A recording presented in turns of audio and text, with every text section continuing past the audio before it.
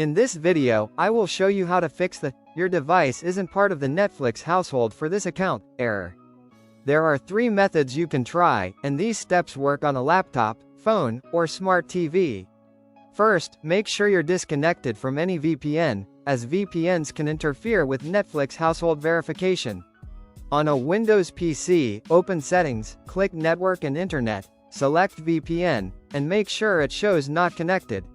If that doesn't solve the issue, completely close the Netflix app, then temporarily turn off your internet connection. If you're using a phone, you can enable airplane mode, and if you're using a TV, simply disconnect it from Wi-Fi. With the internet turned off, reopen the Netflix app until you see the message that you're offline, then reconnect to your Wi-Fi or mobile data. This refreshes your connection and often resolves the error.